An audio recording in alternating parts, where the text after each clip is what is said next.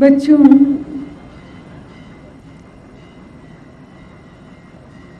परम पिता परमेश्वर जिनकी आज्ञा अनुसार आज इलाहाबाद की धरती पर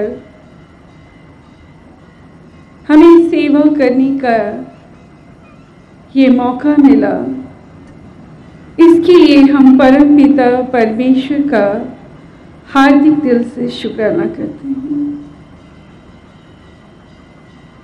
ये वो धरती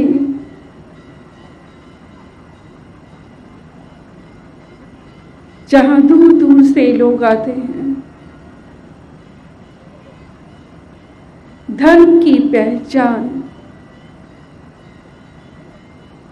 को महसूस करने,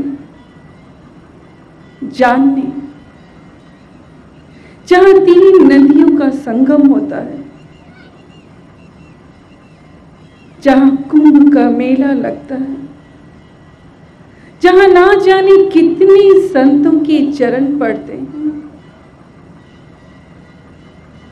आज से नहीं, सदियों से ये धरती पाक है, पवित्र है, धन्य है ये मिट्टी, जहां लोग आत्मिक शांति और परम आनंद की खोज में आते हैं। आज उसी धरती पर प्रवचन करते हुए और आप सबके सेवा का सौभाग्य मिला, इसके लिए हम सचमुच परमात्मा के शुक्रगुजार हैं। बच्चों, आप सबने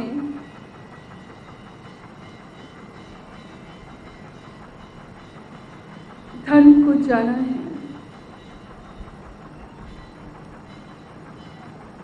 धर्म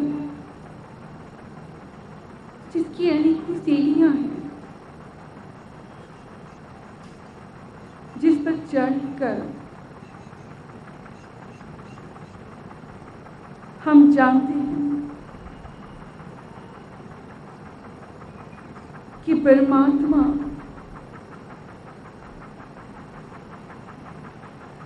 कि उस परम आनंद को कैसे पाया जा सकता है। बच्चों, परमात्मा को पाने के लिए यूं तो अनेकों सीढ़ियां हैं, लेकिन आज परम पिता परमेश्वर के आदेशानुसार इलाहाबाद की धरती पर हमें जिस प्रवचन को करने का आदेश हुआ वो प्रवचन है दान। बच्चों, यहाँ कहना चाहेंगे स्वयं विधाता, स्वयं परम पिता परमेश्वर भी सक्रिय सृष्टि को देवे दान। जी हाँ, वो परमात्मा भी सक्रिय सृष्टि को देवे दान। वो सारी सृष्टि को स्वयं दान दे रहा है। ये सारी सृष्टि उसी की कृपा, उसकी दया पर चल रही है।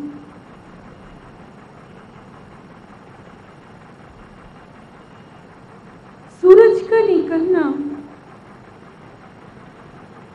एक प्रकाश, एक उजाले का दान करना, कि उसकी रहमत है जिसे हम दिन कहते हैं। अंधेरी रात में चांद का निकलना और चांदनी की ठंडक देना, ये उसका दान है। ये सारी प्रकृति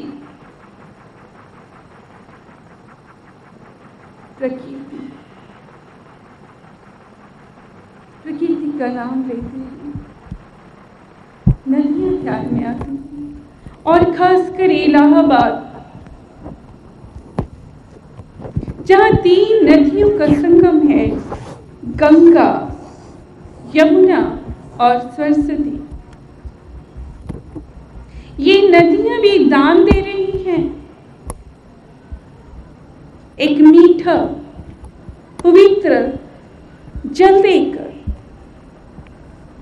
जो आपकी प्यास ही नहीं बुझाती, कहीं न कहीं आपको आत्मिक सुख भी प्रदान कर रही है। इसे होली रिवर कहा जाता है। लोगों की श्रद्धा है, जल में आस्था है। वो नदियां भी जाहिर करती हैं कि दान देने में ही सुख है। प्रकृति, जहां पेड़ पौधे भी ये जाहिर करते हैं, तरह तरह के फल सब्जियां देकर परमात्मा की उस प्रवृत्ति को जाहिर करते हैं कि जीवन नाम देने का है, लेने का नहीं।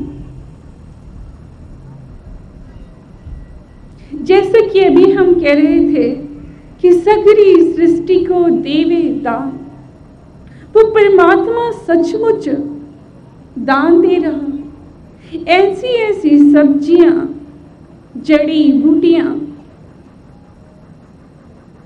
सब कुछ परमात्मा ने, विधाता ने दी हैं, जो हमारी हिफाजत करती हैं, हमारे शरीर को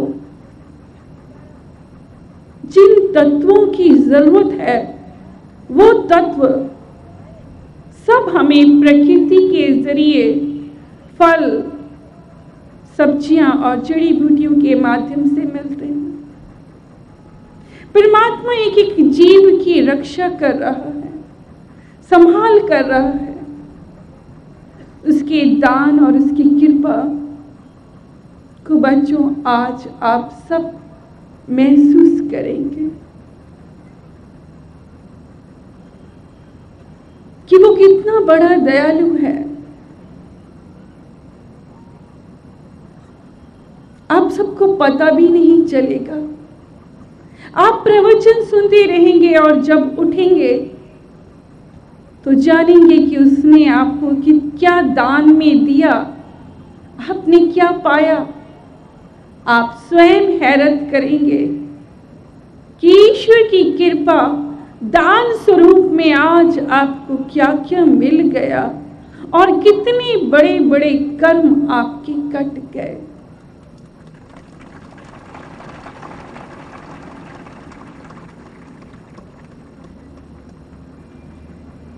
बच्चों, दान सबसे उत्तम सेवा है।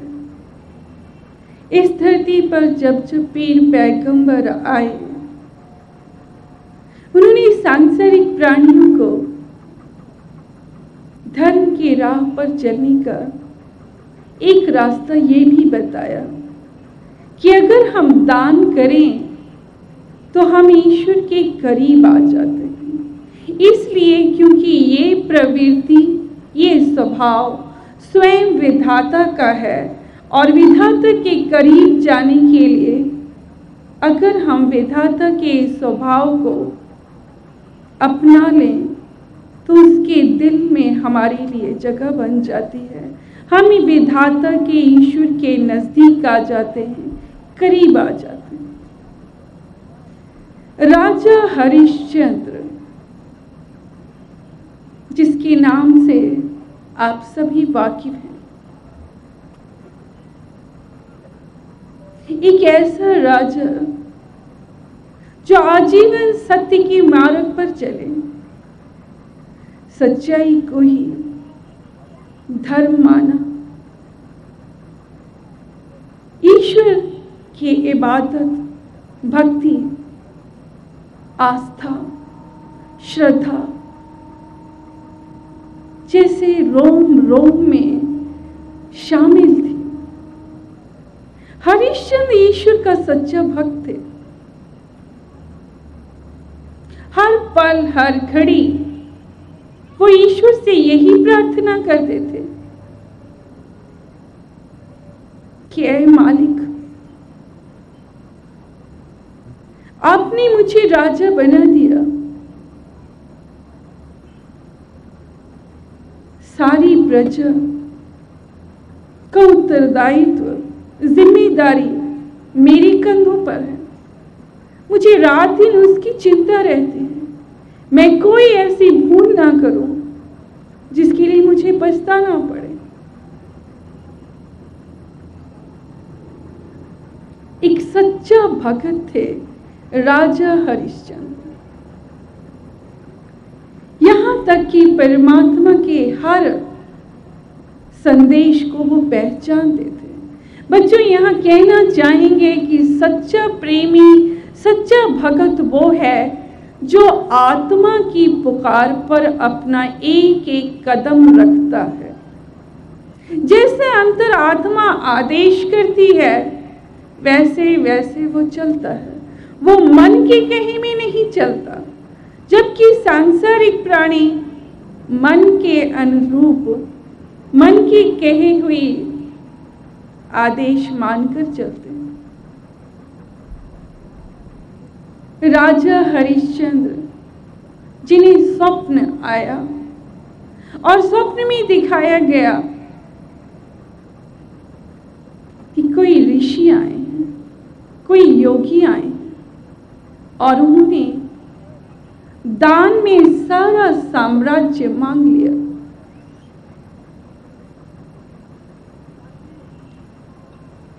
सुबह जब राजा हरिश्चंद्र उठे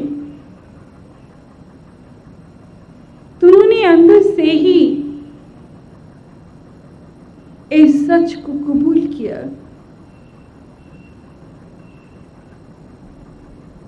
यीशु से कहा,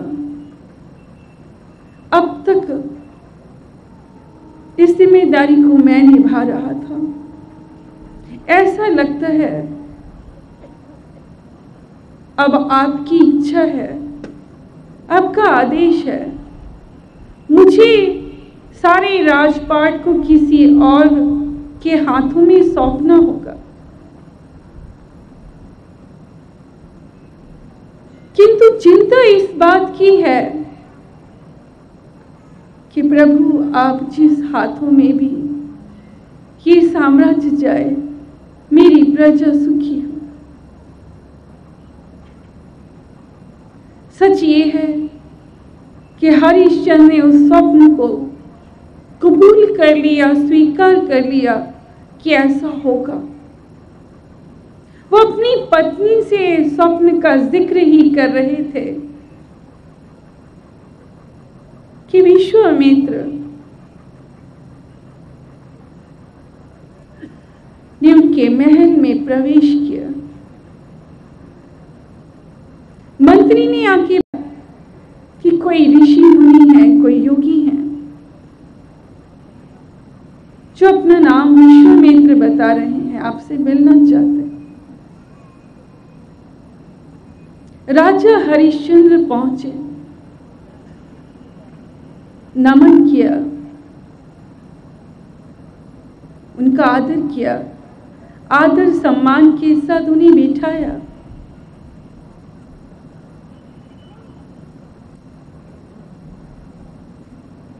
विश्वामित्र ने कहा, राजन, तुम्हें मालूम है मैं क्यों आया हूं? मुझे तुम्हारा राजपाट दान में चाहिए। क्या राजन, तुम अपना राजपाट दान में दे सकोगे? जानते हैं राजा हरिश्चंद्र ने क्या कहा? राजा हरिश्चंद्र ने कहा कि मैं इसी प्रतीक्षा में, इसी इंतजार में बैठा था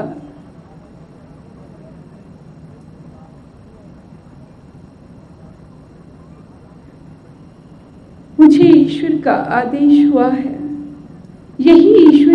अच्छा है और मैं खुशी खुशी इन्हें आपके सुपुर्द अपने राज्य को आपको देकर धन्य हो जाऊंगा, धन्य हो गया। और सच ये है बच्चों कि राजा हरिश्चंद्र ने अपना सारा राजपाट, धन दौलत सब कुछ देकर अपनी पत्नी और बच्चे के साथ वो निकल पड़े। रास्ते में उन्हें संसार कहता है कि उन्हें कष्ट हुआ, कोई घर नहीं था,